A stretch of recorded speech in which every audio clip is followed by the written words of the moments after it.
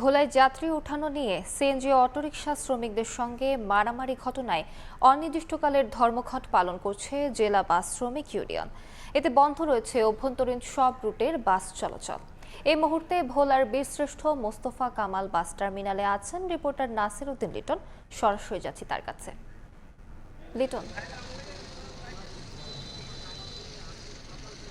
ভোলায় CNG auto rickshaw চালকদের সাথে বাস শ্রমিকদের যে মারামারি এবং সহিংসতার ঘটনায় ঢাকার ধর্মঘটের ইতোমধ্যে প্রায় 14 ঘন্টা অতিবাহিত হয়েছে। আমরা দেখছি যে ভোলা বীরশ্রেষ্ঠ মোস্তফা কামাল বাস টার্মিনাল, যেটা ভোলা জেলার প্রধান বাস টার্মিনাল, এখান থেকে গত 14 ঘন্টায় কোনো যাত্রীবাহী বাস এবং কোনো সিএনজি অটো রিকশা চলাচল করেনি। এখানে মূলত বাস শ্রমিক যারা রয়েছেন তারা গতকাল থেকে এখানে রাস্তায় বিক্ষোভ দেখিয়েছেন, সড়ককে অবরোধ করে আগুন জ্বালিয়ে রাখতে দেখা গেছে। এছাড়া এই পরিস্থিতি নিয়ন্ত্রণের জন্য আমরা কালকে থেকে দেখেছি যে আইন শৃঙ্খলা রক্ষাকারী বাহিনী, বিশেষ করে পুলিশ সদস্যরা এখানে মোতায়েন রয়েছে।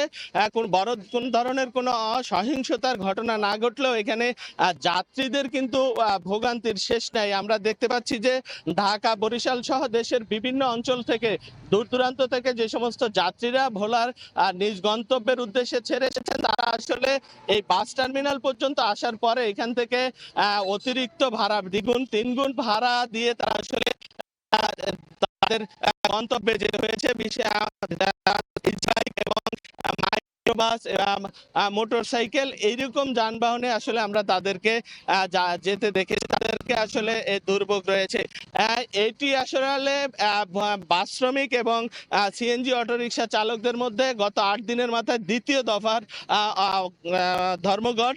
এর আগেও এই দুই গ্রুপের মধ্যে সহিংসতার ঘটনা গত 27 তারিখে প্রায় 24 ঘন্টার মতো এই ধর্মঘট ছিল। পরে জেলা প্রশাসন এবং পুলিশ প্রশাসনের মধ্যস্থতায় সেই ধর্মঘটটি 28 তারিখ সন্ধ্যায় প্রত্যাহার হয়। কিন্তু এই প্রত্যাহার হলেও একই ধরনের সমস্যা আবার গতকাল থেকে দেখা গেছে। গতকাল ভোলা চরফেশন আঞ্চলিক সড়কের বাংলা বাজার এলাকায় বাস, সিএনজি অটোরিকশা বাসকে সাইড দেয় এবং যাত্রী তোলা নিয়ে দুই গ্রুপের মধ্যে যে সহিংসতা হয়েছে, সেই সহিংসতায় বাস শ্রমিক ইউনিয়নের সাধারণ সম্পাদক আব্দুল মোন্নান দাবি করেছেন যে তাদের 4টি বাস ভাঙচুর করা হয়েছে। শ্রমিকেরা 5টি বাস তাদের আটকে রাখা হয়েছিল এবং তাদের 15-16 জন শ্রমিক, এই 15-16 জন শ্রমিক তাদের আহত হয়েছে বলে তারা দাবি করেছেন। এবং সেই ঘটনার পরিপ্রেক্ষিতে গতকাল সন্ধ্যা থেকে আসলে ভোলার অভ্যন্তরীণ 5টি রুটে সব ধরনের বাস চলাচল